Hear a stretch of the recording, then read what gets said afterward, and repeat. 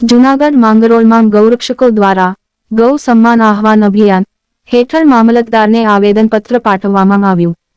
ગાય માતાને રાષ્ટ્રમાતા જાહેર કરવાની પ્રબળ માંગ સાથે ગૌરક્ષકો ઉતર્યા મેદાને। ગોપાલકૃષ્ણ ગૌશાળા ખાતે મોટી સંખ્યામાં ગૌરક્ષકો એકત્રિત થયા। મોટરસાયકલ રેલી યોજી શહેરના માર્ગો ગજવ્યા। સમગ્ર ભારતમાં ગૌહત્યા સંપૂર્ણપણે નાબૂદ થાય અને ગૌ માતાને યોગ્ય સન્માન મળે તે માટે લેખિત રજૂઆત।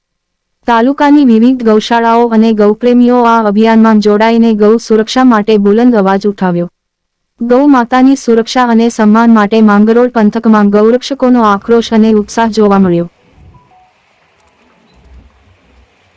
ભારત માતા કી જય, ગૌ માતા કી જય।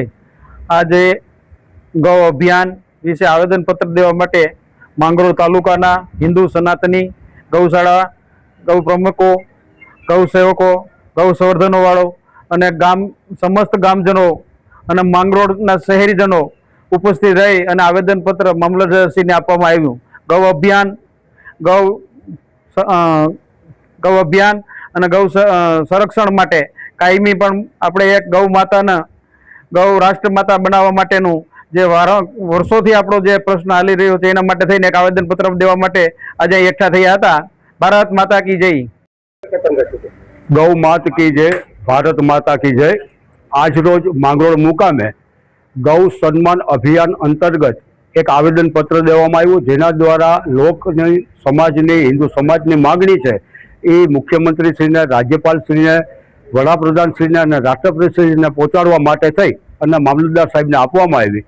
तमाम तालुकाना गौशाळाना गौभक्तो अने प्रमुखो अहींया गोपालकृष्ण गौशाळाए एकठा थया हता अने त्यांथी रेलीना स्वरूपे मामलतदारश्रीने मळ्या हता।